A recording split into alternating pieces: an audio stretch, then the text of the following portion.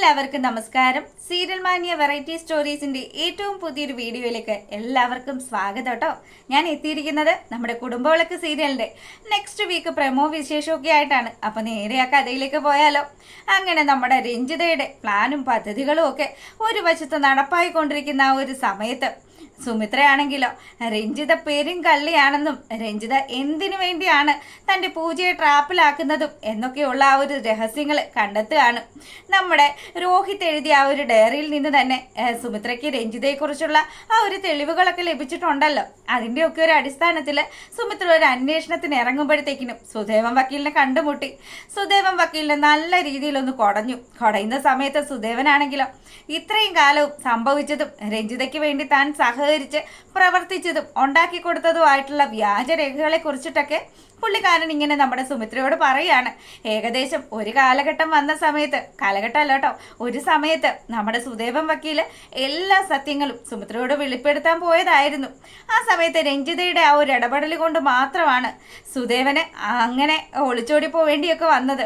അതുകൊണ്ട് അതിൻ്റെയൊക്കെ ഒരു സങ്കടം ഉള്ളത് കൊണ്ട് തന്നെ സുദേവൻ സത്യങ്ങൾ സുമിത്രയോട് പറയുമ്പോൾ എല്ലാം പറഞ്ഞ് സുമിത്രയാണെങ്കിലും ഇനി രഞ്ജിത എന്ന് പറയുന്ന ആ വൻമരത്തെ വെച്ച് ഉറപ്പിക്കാനായിട്ട് അനുവദിക്കില്ല എന്നും പറഞ്ഞ് രഞ്ജിതയ്ക്ക് നേർക്ക് നേർ നിന്ന് പോരാടാൻ ഒരുങ്ങുകയാണ്. അപ്പം ഇതൊക്കെ നടക്കുന്ന ഈ സമയത്താണെങ്കിലോ നമ്മുടെ അനിരുദ്ധിനോടും അതുപോലെ തന്നെ അനന്യയോടും ഒക്കെ ദേഷ്യപ്പെട്ട് പ്രതീക്ഷ ആ വീട്ടിൽ നിന്ന് പോയല്ലോ. പ്രതീക്ഷ നേരെ ചെല്ലുന്നത് രഞ്ജിതയുടെ അടുത്തേക്കാണ്. രഞ്ജിതയുടെ അടുത്ത് ചെന്നതും പ്രതീക്ഷ കാര്യങ്ങളൊക്കെ സംസാരിച്ചു. അതെ രഞ്ജിത ആൻറ്റി, നിങ്ങൾക്ക് വേണ്ടി എന്ത് സഹായം ചെയ്യാനും ഞാൻ ഓക്കെയാണ്. എനിക്ക് ഇനി വേണ്ടത് എനിക്ക് എൻ്റെ മകളെയാണ് എന്നുള്ള സത്യം പറയുമ്പോഴാണ് രഞ്ജിത പോലും അറിയുന്നത് സ്വരമോള് നമ്മുടെ പ്രതീഷിൻ്റെയും സഞ്ജനയുടെയും മകളാണ് എന്നുള്ള സത്യം. അപ്പം ഇത്രയും വലിയൊരു കൊടും ചതിയാണോ പ്രതീക്ഷ നിന്റെ കൂടപ്പറപ്പ് നിന്നോട് ചെയ്തത്? ഇതിനൊക്കെ സുമിത്രയുടെ ഒത്താശ കൂടി ഉണ്ടാകുമെന്നൊക്കെ കൂടി പ്രതീഷിനോട് ഇങ്ങനെ രഞ്ജിത പറയുമ്പോഴത്തേക്കിനും പ്രതീക്ഷ ഇതൊക്കെ തൻ്റെ മൈൻഡിലിട്ടിങ്ങനെ റെഡിയാക്കി എടുക്കുകയാണ്. രഞ്ജിത ഇത്തരത്തിലുള്ള കാര്യങ്ങളൊക്കെ പറഞ്ഞ് ഒരുപാട് കാര്യങ്ങൾ നമ്മുടെ സുമിത്രയെക്കുറിച്ചും അനിരുദ്ധിനെ കുറിച്ചും ഒക്കെ പറഞ്ഞു. അപ്പം ഇതൊക്കെ കേൾക്കുന്ന സമയത്താണെങ്കിൽ പ്രതീക്ഷ ചിന്തിക്കുകയാണ്, ശരിയാണ്, സ്വരമോള് തൻ്റെ മോളാണ് എന്നുള്ള സത്യം എന്തായാലും എൻ്റെ അമ്മയ്ക്കും അറിയാവുന്നതായിരിക്കും. എന്നിട്ടും അമ്മ ഒരു വാക്കുപോലും അതിനെക്കുറിച്ചിട്ട് തന്നോട് പറഞ്ഞില്ലല്ലോ. അപ്പം ഇതിനൊക്കെ പങ്കുണ്ട് സുമിത്രയ്ക്ക് എന്നുള്ള രീതിയിൽ സുമിത്രയോട് തീരാത്ത പകയുമായിട്ട് നമ്മുടെ പ്രതീക്ഷ അവിടെ അങ്ങനെ ഇരുന്നു. പ്രതീക്ഷ ഇനി രഞ്ജിതയ്ക്ക് വേണ്ടി പ്രവർത്തിക്കാം എന്നുള്ള ആ ഒരു വാക്കുമൊക്കെ കൊടുത്തു. പക്ഷേ രഞ്ജിതയുടെ കയ്യിലെ വെറും ഒരു കളിപ്പാവ് മാത്രമാണ് പ്രതീക്ഷ എന്നുള്ള കാര്യം രഞ്ജിതയ്ക്ക് മാത്രമല്ലേ അറിയുള്ളൂ. അങ്ങനെ രഞ്ജിത കരുക്കളൊക്കെ നീക്കുകയാണ്.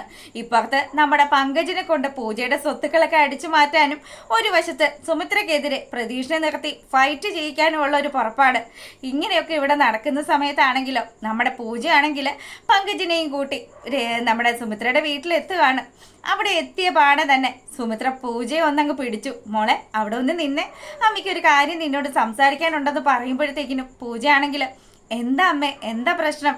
മോളെ പ്രതീക്ഷ ഇവിടെ വന്നായിരുന്നു എന്നുള്ള കാര്യം പറയുമ്പം പ്രതീക്ഷേട്ടൻ വന്നെന്നോ, എന്നിട്ട് എന്താ പ്രതീക്ഷേട്ടൻ പോയോ, ഇവിടെ കാണുന്നില്ലല്ലോ എന്നൊക്കെ ചോദിക്കുമ്പം മോളെ അവൻ്റെ ഉള്ളിൽ ഒരുപാട് തെറ്റിദ്ധാരണകളൊക്കെ ഉണ്ട്.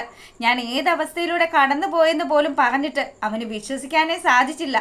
പിന്നെ ഇതിനിടയ്ക്കൊക്കെ ആരാണ് കളിക്കുന്നതെന്നും ആർക്ക് വേണ്ടിയിട്ടൊക്കെ പ്രവർത്തിക്കുന്നുണ്ടോ എന്നുള്ള കാര്യമൊക്കെ ഞാൻ മനസ്സിലാക്കിയെന്നും പറഞ്ഞ് നമ്മുടെ പൂജയെ ഒന്ന് കുത്തുന്ന രീതിയിൽ സുമിത്ര സംസാരിക്കുമ്പോഴത്തേക്കിനും പൂജ ചോദിക്കുന്നുണ്ട്, എന്താ അമ്മ ഉദ്ദേശിക്കുന്നതെന്ന് ചോദിച്ചു. അങ്ങനെ നമ്മുടെ സുമിത്ര ആ ഒരു ചോദ്യം അത് പൂജയോട് ചോദിക്കുകയാണ്. മോളെ രഞ്ജിതയാണ് പ്രതീഷിനെ ജയിലിൽ നിന്ന് ഇറക്കിയത്, ആ സത്യം നീ അറിഞ്ഞിട്ട് എന്തുകൊണ്ടാണ് അമ്മയോട് പറയാതിരുന്നതെന്ന് ചോദിക്കുമ്പം നമ്മുടെ പൂജ ഒരു നിമിഷം ഇങ്ങനെ മിണ്ടാതെ നിൽക്കുക കേട്ടോ. അപ്പം സുമിത്രയ്ക്ക് രഞ്ജിതയോടുള്ള ദേഷ്യവും അതുപോലെ രഞ്ജിത ഇപ്പം സുമിത്രയെ സ്നേഹിച്ചു കൊണ്ടിരിക്കുകയാണ് എന്നുമൊക്കെയാണല്ലോ രഞ്ജിത നമ്മുടെ പൂജയെ പറഞ്ഞ് ധരിപ്പിച്ച് വെച്ചിരിക്കുന്നത്. അതുകൊണ്ട് തന്നെ ഇവളാണെങ്കിൽ ഒരു നിമിഷം മിണ്ടാതെ നിന്നു.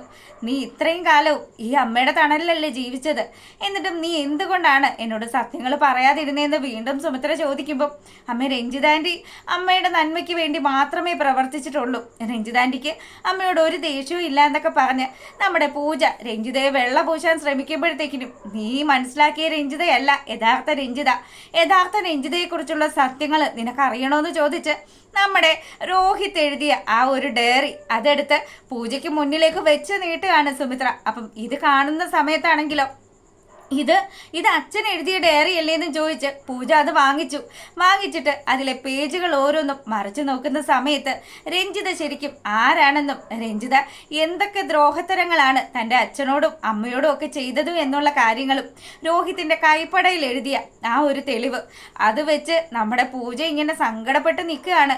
ഈ രഞ്ജിതാൻ്റെ ഇത്രയ്ക്ക് വലിയൊരു ഭീകരിയായിരുന്നു എന്നുള്ള കാര്യം താൻ സ്വപ്നത്തിൽ പോലും ഓർത്തില്ല. അമ്മ എന്നോട് ക്ഷമിക്കണമെന്നൊക്കെ പറഞ്ഞ് നമ്മുടെ സുമിത്രയോട് മാപ്പൊക്കെ ചോദിക്കുമ്പോഴത്തേക്കിനും മോളെ അവള് എൻ്റെ പൊന്നുമകനെ എനിക്കെതിരാക്കി തിരിച്ചുകൊണ്ട് വന്നിരിക്കുകയാണ്. അവനെ ജയിലിൽ നിന്നും ഇറക്കിയത് അവനെ എനിക്കെതിരെ പ്രയോഗിക്കാനായിട്ടുള്ള ഒരായുധമാക്കി വെച്ചിരിക്കുകയാണ് എന്നൊക്കെ സുമിത്ര പറയുമ്പോൾ പൂജയാണെങ്കിലോ ഇത്രയും വലിയ കള്ളത്തരങ്ങളൊക്കെയാണ് രഞ്ജിതാൻ്റി എന്നോട് പറഞ്ഞു വെച്ചത്. അമ്മയോടും അതുപോലെ തന്നെ അവരെന്നോട് കാണിച്ച സ്നേഹവും ഒക്കെ സത്യമാണെന്നാണ് ഞാൻ വിചാരിച്ചതെന്നൊക്കെ പറഞ്ഞ് നമ്മുടെ പൂജ രഞ്ജിതയെക്കുറിച്ച് ഇങ്ങനെ പറഞ്ഞു. ഇപ്പൊ നിനക്ക് ബോധ്യപ്പെട്ടല്ലോ.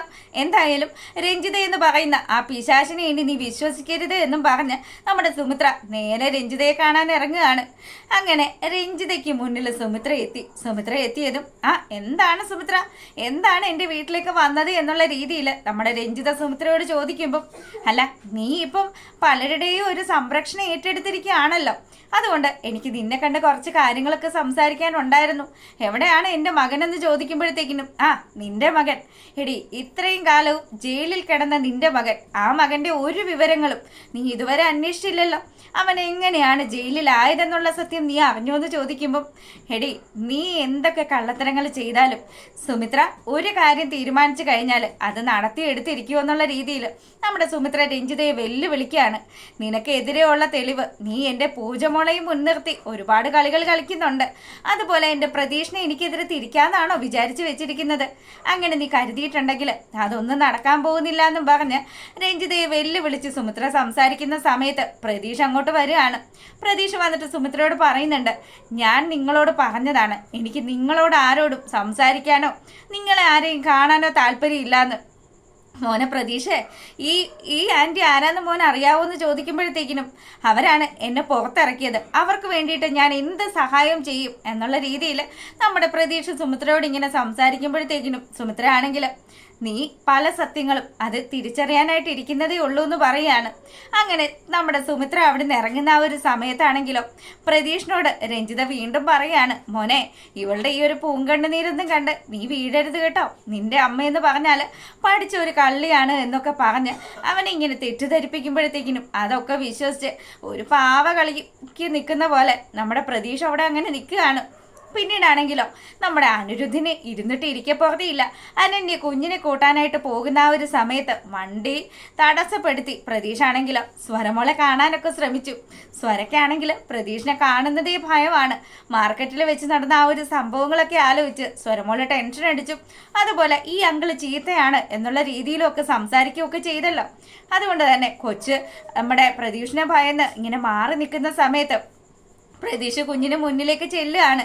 താനാണ് കുഞ്ഞിൻ്റെ അച്ഛൻ എന്ന് തുറന്നു പറയാൻ പോലും അവൻ ആ സമയത്ത് സാധിക്കുന്നില്ല. ശരിക്കും പറഞ്ഞാൽ അവനും വലിയൊരു സങ്കടത്തിൽ തന്നെയാണ്.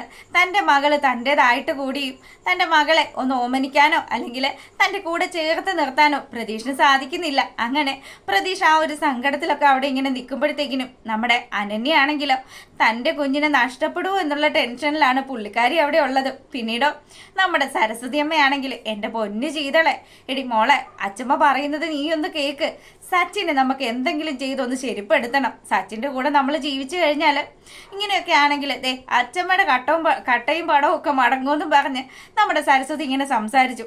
അപ്പോഴത്തേക്കിനും ശീതൾ പറഞ്ഞു, അച്ഛമ്മേ ഞാനൊരു കൂട്ടം കണ്ടുവച്ചിട്ടുണ്ട്, സച്ചിനെ ഒന്ന് നേരെയാക്കാൻ പറ്റുമെന്ന് ഞാനൊന്ന് വിചാരിക്കട്ടെ എന്നൊക്കെ പറഞ്ഞു. സച്ചിനെ ഏതെങ്കിലും ഒരു ആശുപത്രിയിൽ എത്തിച്ച് ഒന്ന് ട്രീറ്റ്മെൻറ്റ് ചെയ്താലോ എന്നുള്ള രീതിയിലാണ് നമ്മുടെ ശീതൾ ചിന്തിച്ച് വെച്ചിരിക്കുന്നത്. അങ്ങനെ ഈ കാര്യങ്ങളൊക്കെ ഇവിടെ നടക്കുന്ന സമയത്താണെങ്കിലോ നമ്മുടെ പൂജയ്ക്ക് മനസ്സിലായി പങ്കജും അതുപോലെ രഞ്ജിതയും ഒക്കെ തന്നെ ചതിച്ചതാണെന്ന്. ആ ചതിക്കൊക്കെ ഒരു മറുചതി കൊടുക്കണമല്ലോ. അതിനുവേണ്ടി ഇവരോടടുത്ത് സ്നേഹമൊക്കെ നടിച്ച് നിന്ന് രഞ്ജിതയ്ക്കിട്ടുള്ള നല്ല കോട്ട് ഇപ്പം രഞ്ജിത പറയുകയും കൂടി ചെയ്തു. മോളുടെ അച്ഛൻ്റെ പേരിലുള്ള സ്വത്തുക്കളൊക്കെ മോളുടെ പേരിലേക്ക് ആൻറ്റി മാറ്റി തരാം. അപ്പം രഞ്ജിതയോട് നമ്മുടെ പൂജ ഒരു വാക്ക് അങ്ങോട്ട് കൊടുത്തായിരുന്നു. ആൻറ്റി ഇപ്പം ഞാൻ എന്തായാലും ഇത്തരത്തിലുള്ള ഭാരിച്ച കാര്യങ്ങളൊന്നും ഏറ്റെടുക്കാൻ തയ്യാറല്ല. എനിക്ക് പറ്റുന്നൊരു സമയം വരുമ്പം ആൻറ്റിയോട് ഞാൻ പറയാമെന്നും പറഞ്ഞിട്ടുണ്ട്. ഈ ഒരു പോയിന്റിൽ പിടിച്ച് പൂജ അങ്ങ് കയറാൻ തുടങ്ങുകയാണ്. അപ്പം രഞ്ജിതാൻ്റിയെ കൊണ്ട് എങ്ങനെയെങ്കിലും തൻ്റെ സ്വത്തുക്കൾ തിരികെ എഴുതി മേടിക്കാനായിട്ടുള്ള ഒരു തന്ത്രം അത് പയറ്റാനൊരുങ്ങുന്ന പൂജയെ കാണിച്ചുകൊണ്ടാണ് നമ്മുടെ ആ ഒരു വിശേഷങ്ങളൊക്കെ അവസാനിക്കുന്നത്. അപ്പോൾ അതാ എപ്പോഴും പറയുന്നത് പോലെ നിങ്ങൾക്ക് ചാനൽ ഇഷ്ടപ്പെട്ട് കഴിഞ്ഞാൽ സബ്സ്ക്രൈബ് ചെയ്യാൻ മറക്കരുത് കേട്ടോ. അപ്പം എല്ലാവർക്കും നല്ലൊരു രാത്രിയൊക്കെ ആശംസിച്ചുകൊണ്ട് വീഡിയോ വൈൻഡപ്പ് ചെയ്യാണ്. താങ്ക്